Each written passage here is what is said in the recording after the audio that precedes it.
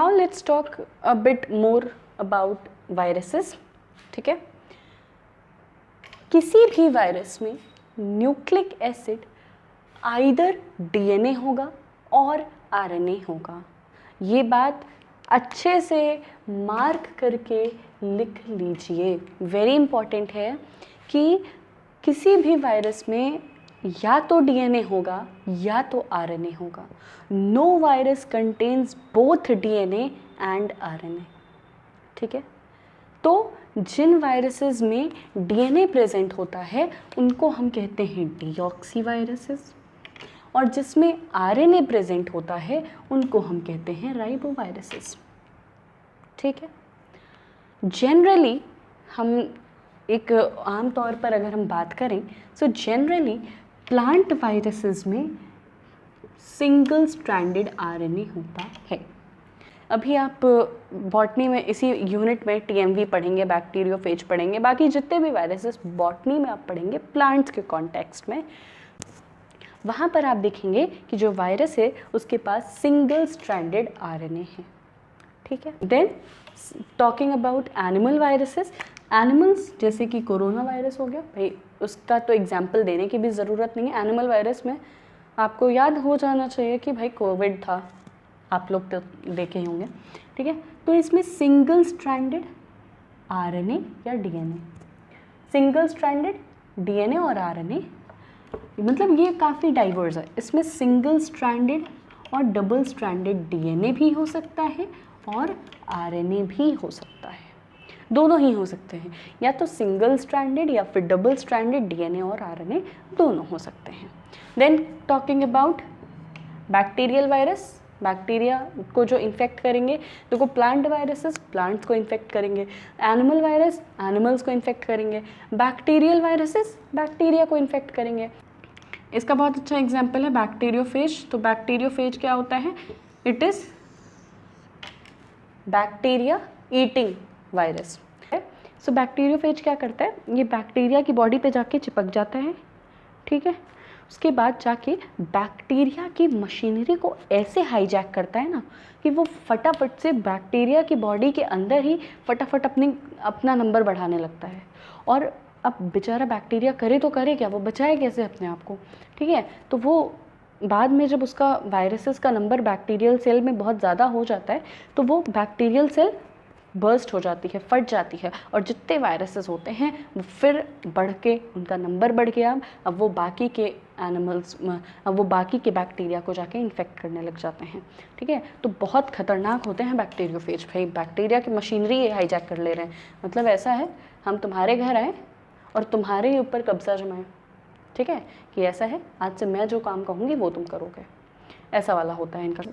Bacteriophage viruses में double stranded और single stranded DNA भी हो सकता है और आरएनए भी हो सकता है. मतलब कि एनिमल वायरस का जीनोम देखो और बैक्टीरियल वायरस का जीनोम देखो, थोड़ा बहुत मिलता जुलता है. ठीक है, now coming to insect virus. अब इंसेक्ट वायरस में या तो आरएनए होगा या तो डीएनए होगा. इंसेक्ट्स भी हैं क्या बेचारे, वो हैं तो एनिमल्स ही ना. अब यहाँ पर स्पेसिफाई कर दिया है कि इंसेक्ट वायरस है, तो इंसेक्ट वायरसेस में क्या होगा, या तो आरएनए होगा या तो डीएनए होगा. अब it could be single stranded RNA, it could be double stranded RNA, it could be single stranded DNA, it could be double stranded DNA. ठीक है, now the amount of nucleic acid depends upon the size of virus. मतलब कि जितना बड़ा virus होगा, जितना बड़ा size का वायरस होगा, उतना ज़्यादा अमाउंट ऑफ न्यूक्लिक एसिड होगा उसमें. अभी मैंने पहले ही आपको बताया कि 60 to 90% क्या होता है, प्रोटीन की कवरिंग होती है. इट्स ओनली 5 to 10% आपका न्यूक्लिक एसिड होता है. ठीक है, तो जो न्यूक्लिक एसिड है वो बहुत कम अमाउंट का है. तो it depends upon the size of virus. जितना ज़्यादा वायरस का साइज़ होगा उतना ज़्यादा आपका अमाउंट ऑफ न्यूक्लिक एसिड होगा उसमें. अभी मैंने जब आपको पहले बताया था तो मैंने बताया था कि मेन जो कोर है it is made up of nucleic acid, either DNA और आरएनए, और उसकी जो कवरिंग है it is made up of protein. ठीक है, प्रोटीन कवरिंग को हम कैप्सिड कहते हैं, उसकी एक सिंगल यूनिट को हम कैप्सोमियर कहते हैं. अब ये जो कैप्सोमियर है ना, एक सिंगल यूनिट, भाई ये, ठीक है। अब ये जो सिंगल यूनिट है ये भी डिफरेंट अमाइनो एसिड से मिलकर बनी होगी। भाई प्रोटीन्स क्या होते हैं, प्रोटीन्स आपके अमाइनो एसिड से मिलकर के बने होते हैं, है ना, तो इतना तो पता ही होगा, एक्सपेक्ट। अब ये जो एक सिंगल यूनिट है दैट इज़ कैप्सोमियर, तो जो कैप्सोमियर है वो आपकी सेम मोनोमर से मिलकर भी बनी हो सकती है या फिर डिफरेंट मोनोमर से मिलकर बनी हो सकती है। मतलब एक कैप्सोमियर में हो सकता है सेम अमाइनो एसिड्स प्रेजेंट हो या फिर डिफरेंट अमाइनो एसिड्स प्रेजेंट हो, ठीक। अब कितने अमाइनो एसिड्स या कितने मोनोमर्स एक कैप्सोमियर में प्रेजेंट है उसके बेसिस पर दो टाइप के आपके वायरस होते हैं। एक होते हैं पेंटामर और दूसरे होते हैं हेक्सामर्स। पेंटा मीन्स 5, हेक्सा मीन्स 6। आया समझ? पेंटा मीन्स 5 और हेक्सा मीन्स 6। अब इसके बाद में फिर थोड़ा सा और हम आ जाते हैं आगे। कुछ वायरसेस आपके कॉम्प्लेक्स वायरसेस के नाम से भी जाने जाते हैं। कॉम्प्लेक्स वायरस में अभी मैंने क्या बताया, न्यूक्लिक एसिड है, बाहर कैप्सिड है, बस इतना। बट कुछ वायरसेस जो होते हैं वो कॉम्प्लेक्स वायरस की कैटेगरी में आते हैं। अब ये कॉम्प्लेक्स वायरसेस कौन से होते हैं, इनमें न्यूक्लिक एसिड भी है, कैप्सिड भी है, के बाहर एक एनवलप भी प्रेजेंट होता है। एनवलप जो कि उसको एडिशनल कवरिंग हम कहते हैं, वो भी यहाँ पर प्रेजेंट होता है। अब ये एनवलप बना किससे होता है, वो कार्बोहाइड्रेट्स, प्रोटीन्स या लिपिड्स, इन तीनों में से किसी से भी बना हो सकता है, या फिर हो सकता है कि जो एनवलप है उसमें तीनों ही कंपोनेंट्स प्रेजेंट हो। ठीक है, तो कुछ वायरसेस ऐसे होते हैं ना जो होस्ट सेल को एक्सट्रूड करके निकलते हैं। एक्सट्रूड करके मतलब कि उसको फाड़ते हुए निकलते हैं, ठीक है। तो उन वायरसेस में क्या होता है, जो होस्ट सेल है उसकी प्लाज्मा मेम्ब्रेन की कवरिंग उन वायरस के ऊपर लग जाती है। तो जो प्लाज्मा मेम्ब्रेन होती है होस्ट सेल की, it forms the envelope of the virus, ठीक है। होस्ट सेल की ही कवरिंग एनवलप बना रही है आपके वायरस के लिए, ठीक। तो यही चीज़ यहाँ पर लिखी हुई है, sometimes plasma membrane also forms envelope. अब बात सिर्फ एनवलप तक नहीं रुकती है, कुछ वायरसेस के पास कुछ एक्स्ट्रा आउटग्रोथ्स होती हैं जिनको हम स्पाइक्स कहते हैं। क्या कहते हैं? स्पाइक्स।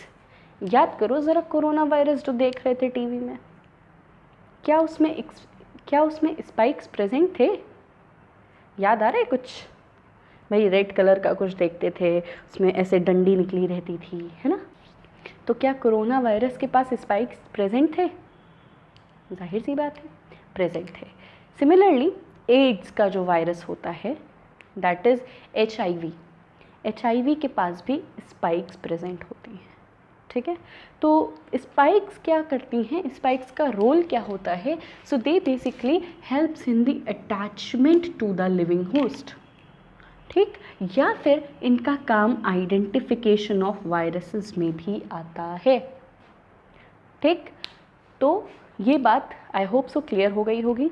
अब एक हमने एजम्पशन ले लिया है कि जो वायरसेस के पास एनवलप प्रेजेंट होगा उनको हम एनवलप्ड वायरस कहेंगे, ठीक है।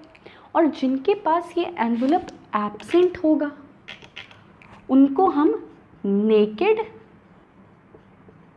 या फिर नॉन एनवलप्ड वायरस कहेंगे, ठीक है। नेकेड और नॉन एनवलप्ड वायरस हम उनको कहेंगे। अब इसका एग्जाम्पल जो है नेकेड वायरस का दैट इज TMV। यहाँ पर सोचने वाली बात यह है कि जो स्पाइक्स प्रेजेंट होते हैं that they are responsible for attachment and identification, है ना। भाई यहाँ पर तो इनके पास स्पाइक्स प्रेजेंट ही नहीं है। जब कैप्सोमियर के बाद एनवलप ही नहीं प्रेजेंट है तो स्पाइक्स भी नहीं प्रेजेंट है, तो ये कैसे अटैच होते होंगे होस्ट बॉडी से? सोचा कभी? तो ये जो है इनमें सिर्फ जो कैप्सिड है, सारा काम कैप्सिड का ही होता है, ठीक है। कैप्सिड ही अटैचमेंट भी करता है, कैप्सिड भी आइडेंटिफिकेशन के भी काम आता है, और कैप्सिड ही रिस्पॉन्सिबल होता है न्यूक्लिक एसिड के कोर को प्रोटेक्ट करने के लिए। सो आई होप सो इतनी बातें आपको क्लियर हो गई होंगी। तो we are going to discuss about the general morphology of viruses, means different types of viruses on the basis of their shape and structure। ठीक है। तो सबसे पहला जो वायरस की कैटेगरी आती है that is helical virus. Helical virus are the simplest of all. क्या होता है इनमें, ये रॉड लाइक या फिर सिलिंड्रिकल शेप के होते हैं, बहुत सिंपल से होते हैं। वही जो सबसे पहला डायग्राम बनाया था मैंने वायरसेस का, वही। तो जैसे कि इसमें क्या है, ये न्यूक्लिक एसिड का कोर है and it is surrounded by protein covering. ठीक है, ये इसकी क्या है, प्रोटीन कवरिंग है। ठीक है, तो ये जो है कैसे होते हैं, ये आपके सिलिंड्रिकल शेप के या फिर रॉड शेप के होते हैं। इसका एग्जाम्पल है रेबीज़ वायरस। ठीक है, फिर मम्स, बहुत लोगों के मम्स भी हो जाता है, फिर टीएमवी टोबैको मोज़ेक वायरस, है ना। ये सब कैसे हैं, आपके हेलिकल वायरस है, मीन्स बहुत सिंपल से हैं, सिलिंड्रिकल या फिर रॉड लाइक होते हैं। सेकेंड जो कैटेगरी आती है that is polyhedral virus. I always say that if you are unable to get the meaning of a particular word, then just break the word and get the meaning. Simple. Polyhedral. आ रहा है कुछ समझ? Poly means many, multiple. Hedral means head. ठीक है, polyhedral viruses होते हैं, उनका बहुत कॉम्प्लेक्स सा स्ट्रक्चर होता है, उनका एक पॉलीहेड्रल हेड होता है। अब वो polyhedral head could either be tetrahedral, octahedral या फिर आइकोसाहेड्रल हो सकता है। Tetra means 4, octa means 8, icosa ये तो नया वर्ड है। आइकोसाहेड्रल का मतलब होता है 12 कॉर्नर्स। देखो लिखा हुआ है आइकोसाहेड्रल।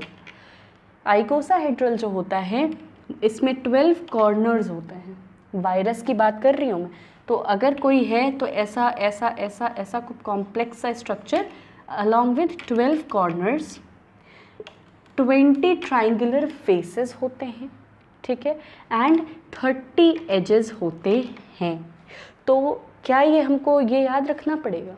बिल्कुल याद रखना पड़ेगा, क्योंकि आपके सिलेबस में बाकी के टाइप ऑफ वायरसेस के बारे में नहीं दिया है, बट आइकोसाहेड्रल वायरस का स्पेसिफिकली मेंशन किया गया है। ठीक है, तो आइकोसाहेड्रल के डायमेंशंस आपको याद रखने हैं। 12 कॉर्नर्स हैं, 20 ट्राइंगुलर फेसेस हैं एंड 30 एजेस हैं। ठीक है, इसका एग्जाम्पल की अगर हम बात करें तो वो adeno virus and polio virus. Poliomyelitis जो कि कॉज करता है पोलियो इन ह्यूमंस, और एडिनो वायरस, ये दो आपके हो गए एग्जाम्पल्स पॉलीहेड्रल वायरस के। अब हम आ जाते हैं कॉम्प्लेक्स वायरसेस पर। अब कॉम्प्लेक्स वायरसेस कौन से होते हैं भाई? जिनका एज सच कोई एक नॉर्मल सा शेप ना हो, मल्टीपल चीज़ें हों उसमें। ठीक, इनका एक नाम से ही पता चल रहा है कॉम्प्लेक्स वायरस। इनका जो स्ट्रक्चर है वो काफ़ी कॉम्प्लेक्स होता है, मतलब कुछ ऐसा स्फेरिकल या फिर सिलेंड्रिकल ऐसा नहीं होता है, कॉम्प्लेक्स स्ट्रक्चर होता है। अच्छा, ये जो आइकोसाहेड्रल वायरसेस होते हैं ना, इनका कुछ कुछ शेप स्फेरिकल हो जाता है जब ये बहुत यूनाइट करते हैं, या फिर इनका अगर एक कंडेंस्ड स्ट्रक्चर की बात करें तो वो स्फेरिकल स्ट्रक्चर होता है। और अगर हम इनके कंडेंस्ड स्ट्रक्चर की बात करें तो वो स्फेरिकल शेप का होता है। ठीक है, फिर हम बात करते हैं अब कॉम्प्लेक्स वायरसेस की। कॉम्प्लेक्स वायरसेस में कोई भी इनका प्रॉपर शेप नहीं होता है, जैसे कि हम कह दें उसको स्फेरिकल है या फिर सिलिंड्रिकल है, ऐसा कुछ नहीं होता है। कॉम्प्लेक्स वायरसेस में उनका मतलब अलग अलग पार्ट्स होते हैं, जैसे कि एग्जाम्पल इसका आता है बैक्टीरियोफेज या फिर पॉक्स वायरस। ठीक है, बैक्टीरियोफेज का मैंने कई बार नेम ले लिया है, और आपको ये जानकर खुशी होगी कि आपको बैक्टीरियोफेज को और टीएमवी को दोनों ही वायरसेस को डिटेल में पढ़ना है। ठीक है, अब बैक्टीरियोफेज का स्ट्रक्चर मैंने यहाँ पर बनाया है, आओ देख लेते हैं फटाक से। देखिए इसका ऊपर का ये जो पोर्शन है इसको हम कह रहे हैं हेड, ठीक है। फिर यहाँ पर मल्टीपल ऐसे आपको रिंग्स लाइक स्ट्रक्चर दिख रहे हैं ना, ये इसको हम कह रहे हैं sheath. What? Sheath. Head sheath से जिस पार्ट से अटैच्ड है that is termed as collar. Head, sheath, हमारी बॉडी की तरह, अपने बॉडी से कंपेयर कर लो, अभी बताती हूँ, ठीक है। हेड, फिर शीथ, फिर कॉलर एंड फिर यहाँ पर टेल फाइबर्स प्रेजेंट हैं। टेल फाइबर्स क्या होते हैं? यहाँ पर they are responsible for the attachment of the virus to the host cell. Shape कुछ अपनी बॉडी से कंपेयर कर लो। हेड हमारा है, फिर ये नेक है ना, तो इनके में हेड के बाद कॉलर आ गया। भाई नेक के पास ही तो तुम्हारे शर्ट का कॉलर रहता है, ऐसे याद रख लो। फिर शीथ, तो अपना ये एब्डोमेन वाला एरिया, चेस्ट और एब्डोमेन वाला एरिया समझ लीजिए शीथ है। फिर टेल फाइबर्स, अपने लेग्स को, हैंड्स को समझ लो टेल फाइबर्स हैं वो, अपने लेग्स को, अपने हैंड्स को समझ लो वो टेल फाइबर्स हैं।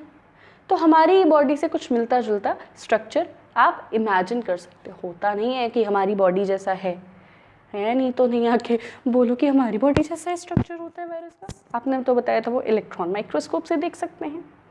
भाई याद करने का तरीका बता रही हूँ मैं, ठीक है। क्या बताया मैंने? हेड है, फिर कॉलर है, फिर शीथ है और फिर टेल फाइबर्स। आ गया समझ? इतनी बात समझ आ गई? So that was all about the general morphology of viruses, या फिर different type of viruses on the basis of their structure. All right, okay.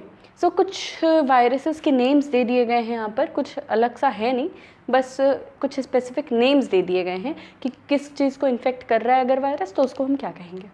तो okay, so bacteria infecting virus को हम फेजिनी कहते हैं। ये कौन से वायरस है? बैक्टीरिया इन्फेक्टिंग, ठीक है। देन फाइटा प्लांट्स, कुछ कोरिलेट हो रहा है बस। फाइटोफेजिनी मीन्स प्लांट्स इन्फेक्टिंग वायरसेस। जू, जंगल, जानवर, very nice. Animals infecting viruses, ठीक है। तो ये कुछ स्पेसिफिक नेम्स दे दिए गए हैं कि अगर बैक्टीरिया को इन्फेक्ट कर रहा है तो वो फेजिनी है, अगर बैक्टीरिया को इन्फेक्ट कर रहा है तो वो फेजिनी है, अगर प्लांट्स को इन्फेक्ट कर रहा है फाइटोफेजिनी है, अगर एनिमल्स को इन्फेक्ट कर रहा है तो जूफेजिनी है। That's it. So that was all about the video. Till then, tata, bye bye, take care, namaste.